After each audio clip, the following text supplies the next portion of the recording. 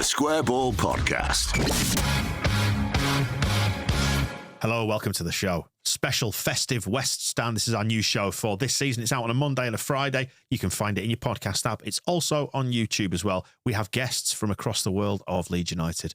My name's Dan Moylan. Hello to you. And here's Michael Normanson. Hello to you. Christmas, nearly there. You excited? We are. The merch, the final bit of merch has been put in a bag this morning. So that was a treat for me. Show is brought to you with NordVPN. Can we shoehorn that into a reference about Christmas shopping? I don't see why not. If you want to shop for flights or hotels or something, which might be better off bought from elsewhere in the world. Yeah, or subscription services. Yeah, from around the world. There you go. Shop for that. How do you do that, though? Switching virtual location? That's the sort of thing I would using do with it, yeah. NordVPN. That's it.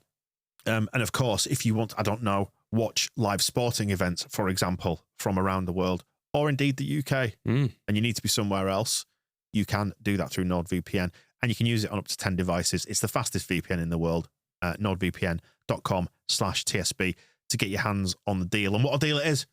It is a good deal. And is there, please tell me, is there a money-back guarantee of any sort?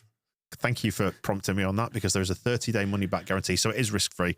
nordvpn.com/TSB. An additional 4 months there on top of your discounted 2-year plan. But Dan, Michael. Where would I go for this offer? Well, I've just mentioned the URL. That's the web address. Oh, I wasn't listening, sorry. Yeah, nordvpn.com/TSB, or you can find the link in the episode description box as well. And time to welcome our guest for this very special festive edition of the West Stand. It's Aidy White. Cheers for having me, guys. Good to see you again. And pleasure to be back. Only drafted in because this is Aidy White Christmas. Literally, yeah. You said Ben White, didn't you? But yeah, too expensive, wouldn't do it. Too expensive, too busy orange. this weekend. Didn't work for the White Christmas. No, exactly. Yeah, it's nice to know I've just been drafted in for my last name at the last minute as well. No other reason. Actually, this was prompted by speaking to Tony DeRigo, actually, and getting a little glimpse into the life of a pro footballer over Christmas. So you broke through in 2008-09, which was an interesting season in the sense that you're just breaking through, and then Gary McAllister was actually sacked just before Christmas in 2008. Simon Grayson comes in. I think it was the 23rd of December, so the record would seem to suggest. So it was all change at Leeds heading into that first Christmas in your first season. Do you remember it? Very slightly. I think it was my sort of first experience of obviously then that training period over Christmas. Obviously coming from being at school, you know, you get that period off, under 16s, you get a good little break for a couple of weeks, and then all of a sudden, you know, you're on the first team, and then you've got to be in training, you know, Christmas Day and Christmas Eve, etc. And yeah, so it was a little bit weird. You know, I was still relatively young, so Christmas was quite exciting. But then to be kind of missing it a little bit. But at the same time, I'm playing for Leeds United here. You know, I've got a really good opportunity to state my mark and things like that. So yeah, it's one of those things where, as a footballer, you get used to it, and over the years it just kind of becomes the norm. Yeah, so it's a bit of a culture shock. Yeah, I guess that's the sort of weirdness that you're describing, because you're only a teenager still at that point. Yeah. I mean, did Santa Claus even come to Thorpe Arch is the question. Probably not. No. Did he give us 3 points that Boxing Day? Well, your first one, the first Boxing Day was Leicester at home. Right. You didn't. I don't think you featured in the squad. No, but, I think I was involved in the training sessions and stuff. Got drafted in for that. Yeah, but we were 1-0 down after about 20 odd minutes, and then Snoddy scored a last minute equaliser, which is always a nice thing to go home with, isn't it? And one of the things that actually freaked me out a little bit about this Christmas was seeing that we had a game 2 days later. And I know there's a lot of football in that bracket, isn't there? In the bracket between Christmas and New Year, but 2 days feels like too little time to turn it around. Because we went to Stockport 2 days after that. And then weirdly, which we'll come on to, we faced Stockport on the 28th of December, the following season as well. But you didn't feature in that one either. But you're around the squad at this time then, aren't you, about sort of Christmas 2008 as a teenager? So what is that like for you then, especially with that really tight turnaround? What would you do in that 26th to 28th window? There's barely time to recover, let alone train or travel. So it'd be just a case of coming in sort of Christmas Eve, Christmas Day, and then a recovery session once you played on the play Boxing Day, recovery session 27 for the lads that didn't play. They'd just train as normal and then straight back into it on the 28th. I imagine the lads that, you know, played the game, they've probably done a bit of analysis, and, you know, there might be quite a few changes in terms of, because that short period of time, I'd have to look back at the actual team sheet and things like that. But it's an intense one. You usually get that 3 days, don't you? Usually, but 2 days just seem quite drastic. Probably a good reason I didn't play. I wouldn't have survived it.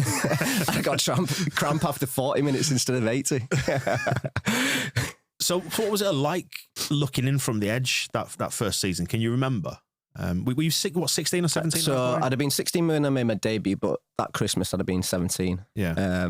So yeah, I mean, it's just the case of still try to, put yourself out there a little bit. I made a few appearances, but I didn't feel like, I wasn't cemented. Like you say, I wasn't involved in those games. I don't think I was out injured at that point of time. Just being that change of manager where, obviously McAllister had come out, Grayson had come in. I spoke previously on the other podcast where, there was meant to be this period where I was kind of got shut down for a few weeks and, went in the gym and rebuilt, etc. And then that kind of got changed when Grayson came in. And then, I wasn't as prominent straight away. It was kind of that slower burn. I'd be gradually wean my way into the team a little bit more. But yeah, just to be kind of involved in the training sessions and, around Christmas, everybody's so sort of in football, most people are very professional. You've got to be really careful what you eat, what you drink, etc. And that was kind of my first experience of, really having to watch myself over that period. I've never been a drinker as such like that anyway, so that wasn't a problem. I've been quite lean, so fortunately I've not had to worry about the pigs in blankets too much.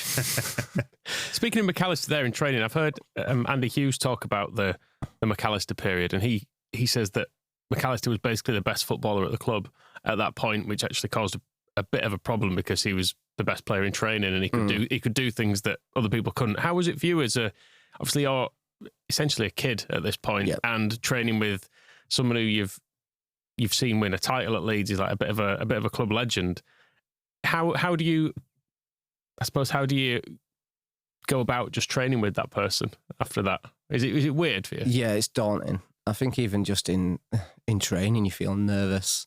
I mean, McAllister was such a lovely guy and a gentleman, as well as being a really good coach. And I felt like the way he dealt with me was spot on. I was still young, and he gave me a lot of time and a lot of tips and pointers in his coaching staff. So there was Steve Staunton at the time. They were all really, really good with me, and they took me under the wing and just kind of made sure that I wasn't too in the spotlight. And I played a few games, come out, back in, etc. On the bench, not on the bench. So for me, it was just a period of big adaptation in terms of just being involved and kind of getting my head round of, I'm not playing every week, but don't worry. You don't need to worry about it all. It's not a performance thing. We just kind of look after you. So Gary McAllister, was brilliant. And like you say, him being a club legend, for me to then be under his wing, it's like, wow. And like say, if Husey did saying that it to you, his technique was like unbelievable. Just you wouldn't really see him run around too much and stuff, but his free kicks and things like that, it was brilliant. I know when I was sort of 15, 14, I'd come in on like a Thursday, get a school day off, and all the academy boys would come in, and I think it was Gus Poyet and Dennis Wise at the time, and they'd play five-a-side with the under-18s and stuff like that, and they were just running the show. Like Gus Poyet was a joke. He was so good. And you're like, wow, these guys have been retired 5, 6, 7 years, and they're still just unbelievable. And you just could see there's the levels to the players. I suppose it sets a bar for you where you need to get to at that point. But Christmas that 2008, we went from 2 games in 3 days to nothing again until the 10th of January, which is almost unheard of in the modern game. And that's because we'd lost at Histon in the FA Cup. Do you remember that one? I mean, you didn't feature in that one, but can you? Yeah, I was down there. Yeah, I travelled. Yeah, I travelled, and like I say, it was my first experience. And I just remember the game itself was terrible pitch. I think it might have hammered it down, and I just remember that the team talk after the game, McAllister just going absolutely like mental. And again, that was probably my first experience of, that full bollocking and thankfully probably wasn't on the pitch that day and didn't get dragged into it all too much. But, it was an experience of how, a sort of semi-pro outfit could turn a professional team like Leeds United over. It just, it was a shock to the system, really. Yeah, how did that happen? I still don't. The pitch was abysmal. It I was- do it remember was- that. Was this the game where the terrible. cameraman was wiping the lens? Yeah, have been, It, yeah. was the Or one of them. it was the start of the ITV is fucking shit chant because someone grabbed the pitch side mic and. Would you have been working at ITV at that point? I was, yeah. Were you leading the chance? I did think it was funny. But yeah, I think a few people said it probably wouldn't have been played had it not been all set up for TV. It was very much, it was for that day, wasn't it? And they probably took a look at the pitch and were like, well, it's not, by a modern standard, it's not really playable, but all these people are here now. So Clive Tilsley or whoever's turned up. So we might as well, play anyway. Well, spinning forward a year, actually, the story in the FA Cup, as we know, 2009-10, was far more fruitful, should we say. So we were on a really hot streak in the first half of that season. The only game, of course, we'd lost at Millwall in October because that's just what Leeds do. But other than that, we hadn't lost at all going into Christmas. And then we did exactly the same thing again. It was a game on Boxing Day at home to Hartlepool. You weren't in the squad for this one. I don't think you featured. And then again, away to Stockport, and we won 4-2 on the 28th of December, first anniversary of the previous victory. You weren't in that one. But then we know that we went to Old Trafford and the thing happened, January 3rd. Magic. And you were on the bench and you got a little run out towards the end. So what was that like then? Can you remember what the feeling was around the club that Christmas and then going into that fixture when that one came out of the hat? Yeah, it was. It's one of those where, like, growing up being a Leeds fan, you know the history between the two clubs and the rivalry, and obviously us being in League One, then being in the Premiership, and it was that opportunity that, as fans and as players, you know, we'd wanted for so long, and obviously being out of, you know, the Premiership for a good few years at that point, we not had the chance to play them, and yeah, it was an exciting draw to say the least. And then, like you say, I wasn't involved in the Boxing Day in the game after it, but then to be involved on the bench, I remember the team sheet going up and be like, yeah, I'm on the bench here today, you know. So what did you think then? So you'd been around the squad presumably at that point. Did you expect to get the call into the squad, or did it come as a bit of a surprise? It was just kind of 50-50 really. I'm not sure if there was any injuries at the point that kind of gave me the chance, or whether Simon Grayson just thought, you know, I'll put him on, young lad, give him an amazing experience being a homegrown player. He'd seen enough of Tony Capaldi by that point. I think maybe that's what it is, yeah. And, you know, he gave me the opportunity and then put me on for like the last sort of 5 minutes in injury time just to see out that game. So, yeah, I just remember standing on that touchline and just being like, it's so surreal. It just felt so strange. And, yeah, got a little run out. I'm not even sure if I touched the ball, to be honest with you, but I didn't really care. I remember it was going out towards, I think it was for a goal kick for Man U, and I think Gary Neville was there, and, you know, I was just kind of ushering it out and just thinking, I'm half hoping here that if I just let it go out of play, you know, the ref might blow the whistle. He didn't. I was like, oh God, I've got to get back in there. Am I giving them an opportunity again? But no, it was just surreal. And I remember just after the game how, you know, some of the lads went to get players' shirts, etc., and they just straight up refused, you know, because Alex Ferguson wouldn't allow it, and they just stormed down the tunnel and on perfect, exactly on the team bus. Yeah, all the lads were just like buzzing, just amazed, and no, it was something very, very surreal and fortunate that I was involved in. So what is going through your head then as a young footballer coming on that stage with so much at stake? You know, such a huge disparity between the two clubs at that point. Yeah. Probably a space that may never be replicated 42 again. league places. Yeah, a distance between them. And you would hope anyway that we never replicate that. And you've come on in injury time. You know what's at stake. What is said to you on the touchline before you go on? What are the coaches? What's Simon Grayson saying to you? I think it would just kind of go out and enjoy it. I think I went left wing, I believe. I can't remember who it was that dropped to left back. But it was just kind of a case of God give us a little bit of energy, just be solid down defensive duties, and just do your best, you know, just to see out the game and most of all enjoy the experience. And yeah, I mean, I was probably just shitting myself for about 5 minutes, to be honest with you. Like I said, probably hoping I won't touch the ball, but yeah, I just remember the relief when the final whistle went off, and, you know, you got Paddy Kisnorbo like bloody, and Beckford and Becchio, and yeah, all Snodgrass House, and just, you know, it was a phenomenal experience to be involved with. And yeah, like you say, it still goes down to this day as a little bit of modern history for us, and that one win over United we've had. Yeah, and it's nice to have that one in the bank, innit? As a memory. Yeah, one of those sure. things you can look back on and say, I was there on the ground, I was part of that. I've not watched the full 90 of this back for a lot of years. I think I did like fairly much straight after it, but I was in the ground that day, and I just remember, obviously, we scored pretty early. The whole game thinking, well, obviously they're going to score. Obviously they're going to score. And as it crept on. And as it goes on and on, even into the point you're coming on in the 91st minute or whatever, I'm probably still thinking, it's only a matter of time, eh? Yeah. Of course they're going to score. Of course they're going to score this late as well. Yeah. But yeah, exactly. Fergie time and all that. So you'd expect them to nip a goal in the last minute. But yeah, there must be a sort bit of being brought on at that stage, having been in the lead for that long. There's a bit of you thinking, please don't mess this up. Literally. If I leave a pass back short here. Yeah, literally. Just that's why I said just probably of stage, being a young lad, like, just do my best here. But I don't want to be that one that makes the mistake, being a Leeds lad and allowing that. But most of all, I just wanted to enjoy it. And like I say, I'm so thankful now that I've got that memory looking back and to be involved around it. Do you even get the chance to enjoy it, though, with all that swirling around in your head? It's difficult. It's difficult to soak it in. It's not till the final whistle goes where you can... bit of relief there, because it's just that emotion and that half excitement, half like I say, you don't really want to mess things up.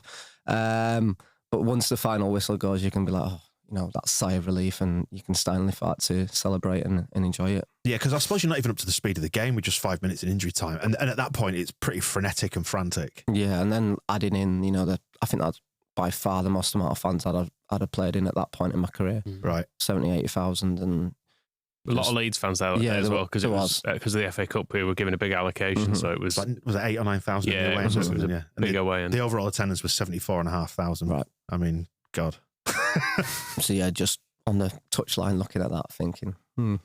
So the final whistle goes, can you remember the immediate moments in the aftermath of that? Did you shake someone's hand? Did you go to the fans? Were you just hugging other players? It was obviously, first of all, that relief and that, thank God, we've done it. That sense of achievement, and then I think it was just hugging the teammates, etc. And then I think we went over individually and as a team to the fans, and just seeing them absolutely wild. It was some memory that lasted a lifetime for me. Can you remember? Did you shake any of the opposition players' hands? I'm looking at to the list of players that were on the pitch towards the end. Like Michael Owen had come on. Right. Valencia, Giggs. You got Rooney there. Berbatov. Fabio Da Silva, Wes Brown, Gary Neville. I mean, Johnny Evans as well. I mean, I think at that point they were just desperate to get off the pitch. Yeah. Obviously, they knew the history and the rivalry between the two, and then going into the dressing room with Fergie, I'd imagine that'd have been difficult for them. They, like I say, they weren't interested in staying around, swapping shirts, shaking hands. They were straight down the tunnel. I can't remember if I spoke to any of them at all, to be honest with you. I don't think I had the opportunity. I was just too busy celebrating with our players. So that was my main focus. Was it quite a long walk to the tunnel at Old Trafford? It is, yeah, because right in the corner, isn't it? Yeah, it's a dressing room, sorry. Yeah, so it is a bit of a walk, and you have to walk up the touchline, and then if you're right at the other end of it, it's miles away. So for them, it'd have been a lovely walk. Can you remember walking back into the dressing room after that and what that atmosphere was like? I can't remember the walk back into it, to be honest with you, but I just remember the dressing room just being wild and boys just buzzing and hugging, etc., and just that sense of achievement that we'd accomplished something, even though we hadn't won anything in terms of like a cup or we've won the third round or whatever it was, but just that still won over the rivals. Yeah, I was going to say, is there a sense, can you fully appreciate at that point that you've been part of something's happened that day that is going to become part of modern history, or is it only with the passage of time you sort of fully appreciate the that? passage of time? Obviously, you've done something wonderful and amazing to be involved in that, but it's not until the time goes on and you see, it takes us another 10, 15 years to get back to the Premiership, whatever it was. So we didn't really know at that time that was going to be the only period we'd do United over. Yeah. No, I think we played them a few years later again at home, and they did us over. Oh, you're going to get told off for calling them United. Sorry, Man United. Yeah, people apologies. People hate that. Leeds United. It's a swear word within the game, isn't it? It's a swear word within the game. Can you remember going home later that night and maybe watching it back, or what did you do after the game once you journeyed back over towards Leeds? Probably just a quiet night, to be honest with you. Just back home on the sofa, just chilled out. Like I say, I was never really a big drinker going out, etc. So yeah, just steady one, try to soak it in, and Yeah, I can't remember, to be honest. It's that long ago for me now. My career's almost a little bit of a blur. Yeah. Can you remember friends and family, though, greeting you after that and what their response was? I think we all got ushered straight onto the team bus. So it was, loads of phone calls, loads of messages, etc., and just getting peppered for like a week. And then, it just eventually dies off, doesn't it? And the next game comes around and your focus shifts again. You're drawing it home to Wickham. Back with a bump. And then it did go quite wrong for a long period after that. Very Leeds. Very Leeds. And around that time as well, obviously Beckford's the hero that day, but around that time, it's looking like he might get a move away because he's putting transfer requests in. Obviously, the season end, gets the Man United goal, scores the important goal at the end of that season. Mm-hmm. But there's a lot of messiness in the middle there that's kind of forgotten about as well. I mean, is that something that players actually notice, or is it just the case that, Jermaine's here, he's training, everything's normal? Nah, you know that there's sniffs coming on, and we're not silly. People say they don't read the press and things like that, but a lot of the players do. There's papers on the table. Well, there used to be anyway. You go up for breakfast and there'd be paper on the table or whatever, and everyone's reading, and you're like, "Oh, Bex is what's going on today, mate? Where are we moving to today?" Those old jokes flying around, and I won't say it's disruptive as such because you've got a job to do. You just kind of get on with it. And was it that season he left, or was it the one after? I can't quite remember. He left at the end of that season on a free. Everton, which is disappointing because he was a great finisher at that level, and he did really well for us and scored a lot of goals, and that link up between him and Becchio was prolific at that level, and they're kind of gone a little bit cult status now, haven't they, between the Leeds fans and them? So it doesn't disrupt you too much; you just kind of crack on. Do you remember going out to Oldham on loan? Season after. Were you away for Christmas for that one then? Were you on loan at that point, or did it come after that? Good question, Dan. No idea. I think I might have gone on loan in November. Right. So just before that sort of window, because I think we played Arsenal in the Cup that year, and I remember watching it on telly in the changing room at Oldham. Was that the one where Snoddy scored? Yeah, I think it was, yeah. So it had been my first experience. I was doing well there, to be fair. I was, like we discussed in the previous podcast I was on, I was playing in a higher position. I was more of a winger at that period, and scored a few goals, and I was doing well. We had a decent team for that level at that year, and we were doing quite well for the majority of the season, and we just kind of tailed off towards the end. But again, just that experience of playing around Christmas was still relatively new, but by then I was a little bit more accustomed to it. I was going to say, I've actually just spun over to your Wikipedia page, right? And it turns out, and this will come as no surprise to anybody who's been to Oldham in winter, but the Boxing Day fixture was due to be Carlisle. That's that year, 2010, postponed. Right, sounds about right. It says your loan spell was disrupted by 5 fixture postponements due to adverse weather conditions. Yeah, that rings a bell actually, because I remember we were having to train at Platt Lane, Man City's training ground, and we could only use their indoor pitch, and even that was just rock solid with how cold it was. I don't know if any of you have ever been there, but there's like this old sort of dome, and there's no sort of heating in it. It was even colder inside than it was out. It was freezing. I presume that's changed a bit since. I'd imagine so. A little bit. Was that a bit of a culture shock as well, going to Oldham with the facilities versus? Yeah, that was my first experience of going out on loan, and obviously Fort Parch is state of the art, and then you go into Oldham where you are. It's a steady club. I enjoyed my time there, but the difference in facilities, you're getting changed at the stadium, and then you're having to get in your car and travel to the training ground, and getting lifts with other lads, and there's little car schools going on. It was good. It was good for me. It taught me to value what I had back at Leeds United growing up around. You've got the immaculate pitches, you've got an indoor pitch, you've got steam room saunas, pools, whereas at Oldham it's you're buying your own lunch, you're travelling to training and getting changed at the stadium. So it bodes you well at that young age, and I think it definitely helped me going forward.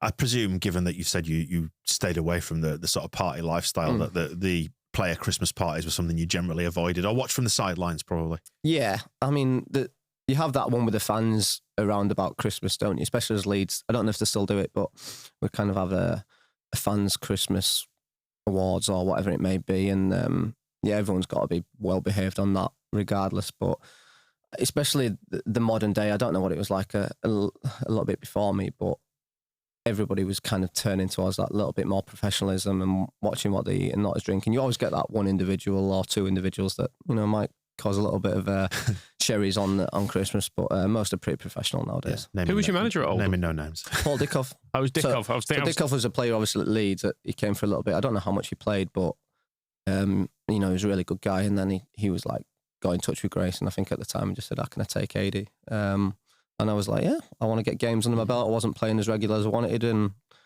went away. And like I said, it was a real good experience for me. And it's not too far as well. It was a good chance for you to cut your teeth. You got some goals as well that season. Yeah, I did.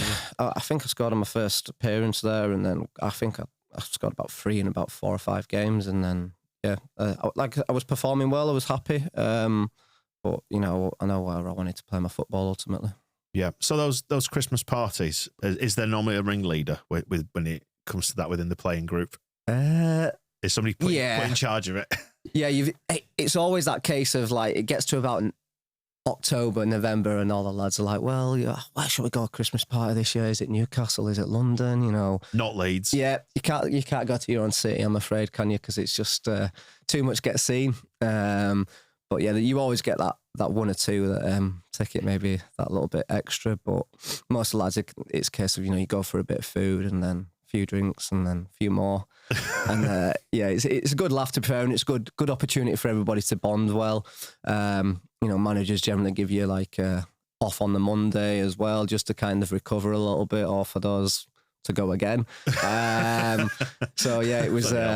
I was always kind of like, I never really drank when I was playing it. Still don't drink now, to be honest with you. So I was never really that involved, you know, too much, but it'd be fancy dress and things like that. So it's always a good crack and that opportunity to bond with your teammates. Was there ever any sort of Christmas dinner that happened at the club? Did you do that? I can, whether it's the canteen or did one of the players cook? Yeah, no, out of the canteen. So it'd be like maybe the week before Christmas. You know, Izzy at the club would do like a lovely Christmas lunch. So everybody sit down together, and then I don't know if they still do it now, but probably got knocked on the head. But all of the young lads would have to do karaoke for the first team, and then, you know, you'd pay your boot boy, give your boot boy a little bit of money, a bit of a tip. I remember like I was involved with the first team at that point. So I think I was cleaning Rui Marquez and Paul Huntington's boots, and, you know, they were giving me like a 200 quid tip or whatever, and then I'm training with them and playing with it. It felt really, really, really weird. When you're crossing that boundary. Yeah, it felt a bit odd. But then they make me sing at the same time. So can you remember what you sang?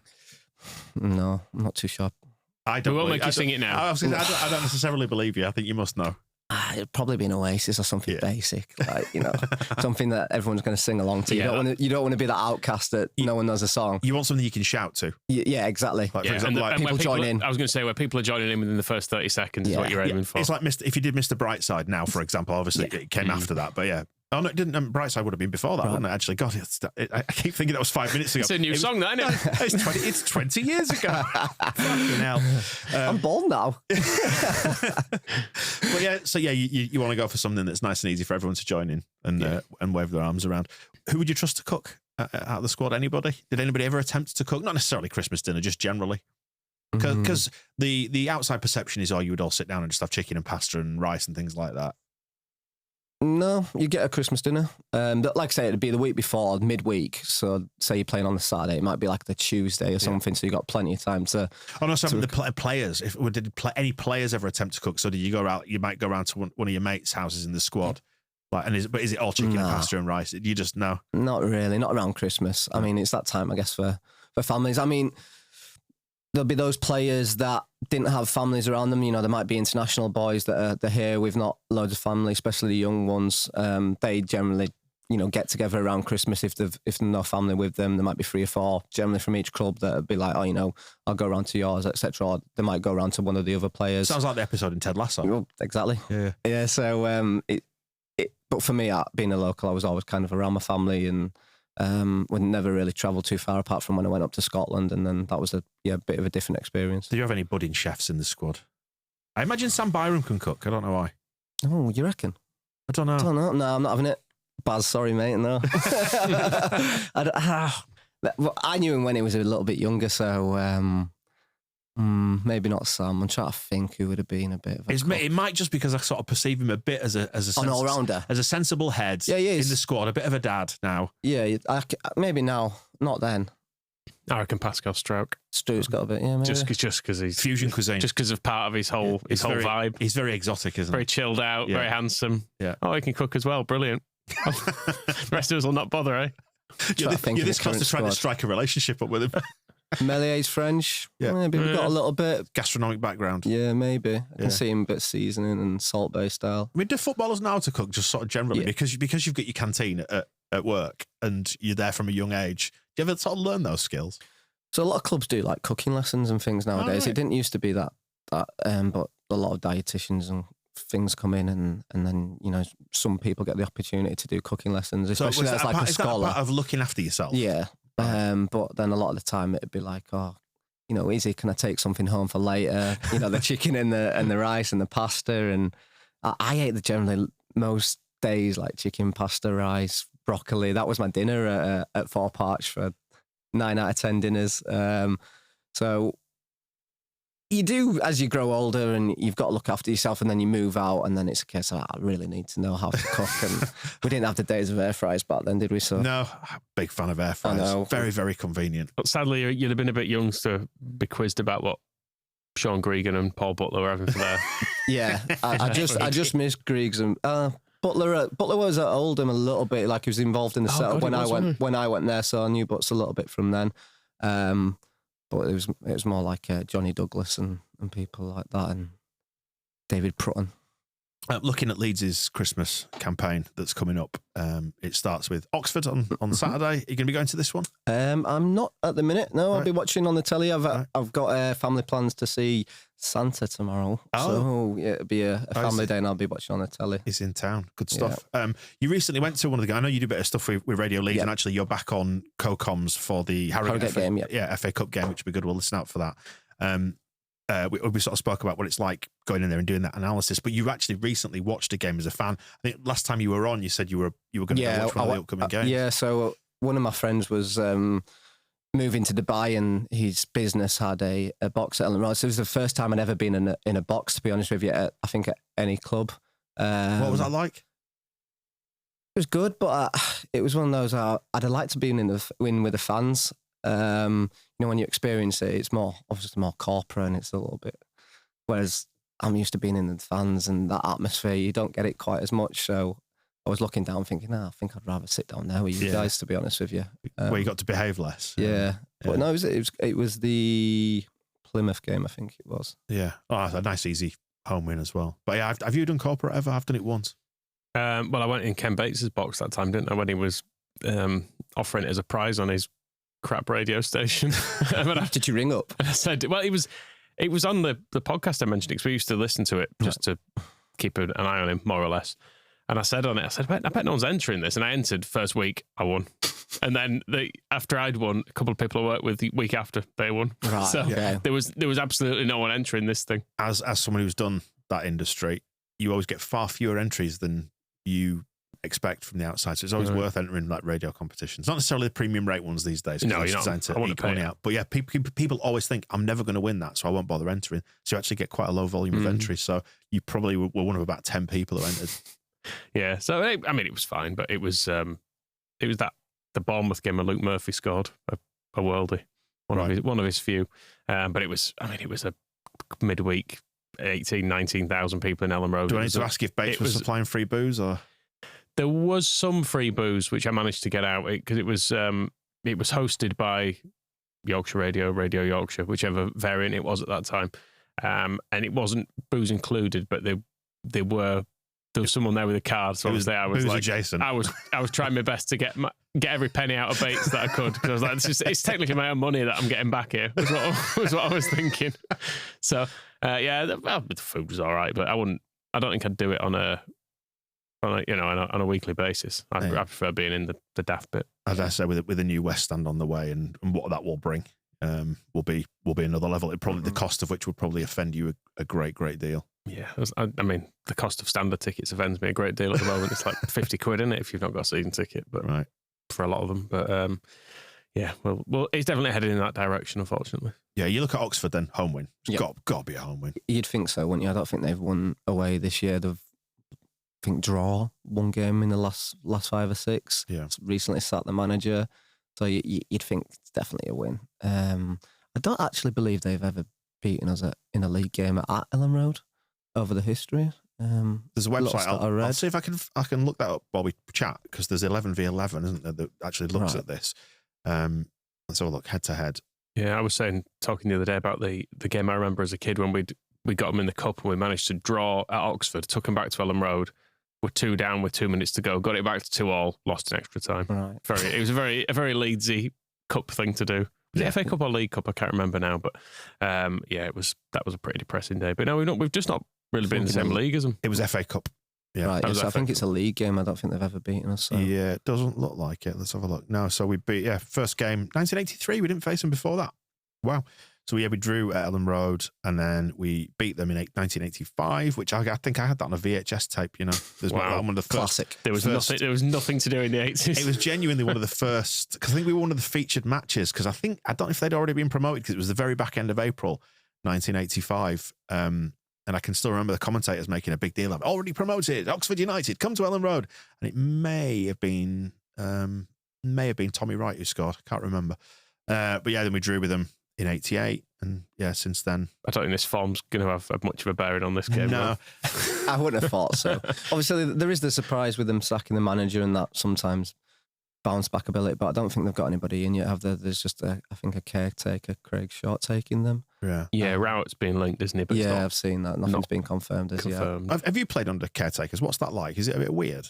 It is, yeah, because you've got some that are left over from the previous regime who are really now trying to push themselves out. I really want this job. And then you've got others who want nothing to do with it, and they know they've got probably no chance of the manager's job, and they just, filling roles. So you get that variability between, personalities and, I really want this job, so I'm going to give it my all. And then others who are just kind of like, oh no, I'm not here for long.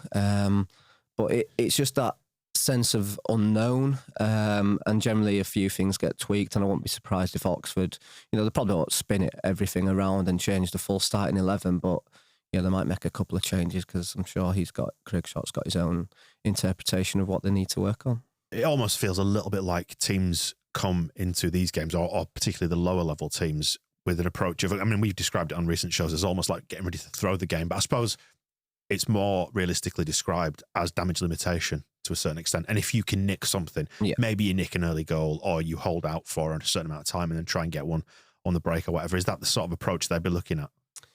I'd imagine so. I think that's maybe one of the reasons why people are complaining this year about, the noise at Ellen Road and how it's not quite as loud or eccentric as normally it is. But it's because teams just come in and sit and make it so boring and difficult, and we control the ball so much that it's just there's not really a proper game there, is it? It's almost an attack v defence session for 90 minutes, and like you say, they might just occasionally get the ball and catch us on the break. We've just got to be really careful with that, especially with how we play in our fullback so high. It's, how we concede the goal at Preston. Rothwell overruns the ball, and then all of a sudden they run 80 yards down the pitch and score. So we just always got to be careful. We don't want to throw everybody forward, but with their style of play, and controlling the ball, I'd imagine we'd go with it and beat them. If we're going to make any judgment on what Craig Short's likely to do, he's played under Neil Warnock 3 times. Right. So it might be a bit of that. That's it. I remember him being quite an uncompromising defender. Right. So they might just try to kick the shit out of us. Maybe so. No, it's probably a fair way of doing it. You're right, actually. Apart from that opening day against Portsmouth, which should have gone the way that most of the home games have done, there's been absolutely nothing by the way of surprises, I don't think. Even the Burnley game, which was pretty tight, we still had the dominant position in that game, and they just caught us on the break and won by a single goal. I would say that falls within the boundaries of kind of predictable. I think most games at Ellen Road this year have been predictable.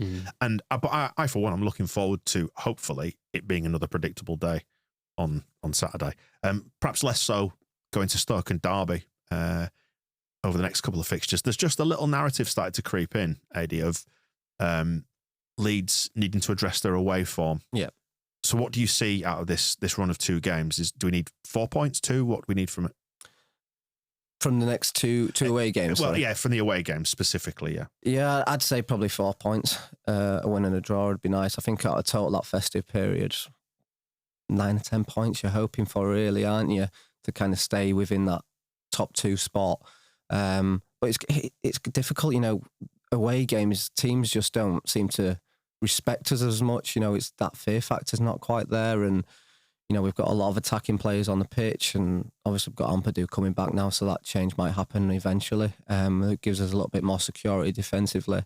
But I just feel like teams come and get in our faces and almost not bully us as such, but that more old school championship style of play that at home they just don't do. They just sit in and, like you say, it's that damage limitation, but the fear factor at playing at Ellen Road isn't there anymore. And yeah, teams are more likely to come out of the gate and give us one. And it's finding a method around that. I feel like we've got to be more clinical. We had, 3-4 decent chances at Preston, the Aronson one, James hits the bar, Tanaka. There's a few there where we, should do better and putting teams to bed, because our shots on goals and stuff are still relatively high.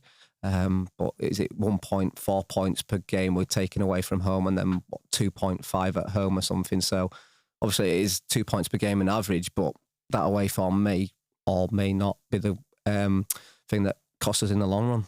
Is it a case with these away games? And you wonder, first of all, why don't teams try and do that to us at Ellen Road a little bit more? Like land a few punches on us, because if they think they can get at us, then why not try it? Anyway, by the by, presume that's about harnessing the crowd. But these games, is it a case of like winning the fight before you can win the war? Almost like you need to win the battle, the physical battle, and meet them toe to toe, I suppose, before you can then try and impose your quality on that game. I'd say so. I mean, for various managers I have played with for, is always been like, match them, do the hard bits, especially that first 15, 20 minutes. And then from there, the quality will shine through.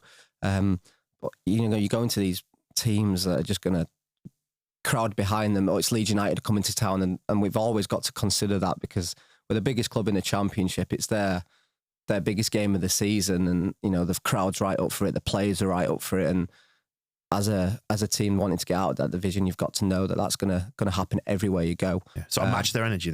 Match the energy and like you say, match the fight and the physicality. We've got very, very good technical players, still relatively inexperienced and a young squad. So it's just kind of learning that championship style of play where it's like, look, this is the nitty gritty side of it. Match them on that, and then eventually, your quality should shine through. In these congested periods, we should have even more of an advantage than we do normally, given the squad. Yeah. You can say if you can go Nonto 1 week, Ramazani the next, Solomon the next, and you can rotate these players in. It's a huge, huge advantage. So I think so. Let's just win all of them. Right. I'd be up for that. There's no reason not to. No. There really isn't. We should reason. go into every game thinking we could get something out of this. We could get a victory. We might not. And as Farker addressed in his press conference this week, you can't win them all. You just can't. But I'd like to think we could go into each one thinking we could. Yeah. I'd like to think they do that regardless. Like you said, that our squad's so in-depth, especially compared to, for me, last year. Some really key players that were starting week in, week out. Whereas this year, I feel our squad overall is stronger, maybe not quite as strong individually. Mm-hmm. But coming off the bench, you got your Solomon and people like that. Whereas I feel like last year, maybe I'd probably say he's better than Jadon Anthony. Mm-hmm. So, that we've got people in those wide areas that can really affect the game. And like you say, if you could swap both wingers pretty much every game, and you still know you've got a very good lineup up front. If we can nail that number 9 and number 10 position a little bit, then we should be winning most games, even away from home. Well, fingers crossed, though. Fingers crossed. Enjoy Aidy White Christmas. Pleasure. Thanks for having me on, just for my namesake. That's it. Same time again next year. if Ben White keeps refusing our David calls. White. David White, yeah, we could do David White. That might be it. But will you be cooking this year then? Is it a family? I'm at my mother-in-law's for dinner. We've hosted the last 2 or 3 years. Yeah. I've got 3 young children. It's been quite stressful the last few years, so we've taken a year off. I was hoping you were going to say it was enjoyable, but it's what it's like with young kids, isn't it? It's a lot of hard work. Yeah, I've got a 5-year-old, a 3-year-old, and a 1-year-old, and it's just it's a lot. Just get through it. Yeah, literally.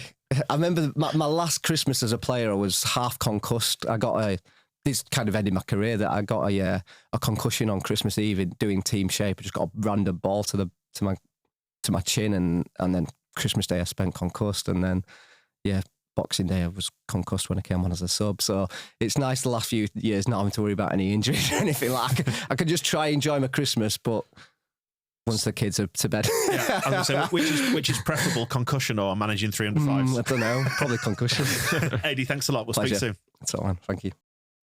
The Square Ball Podcast.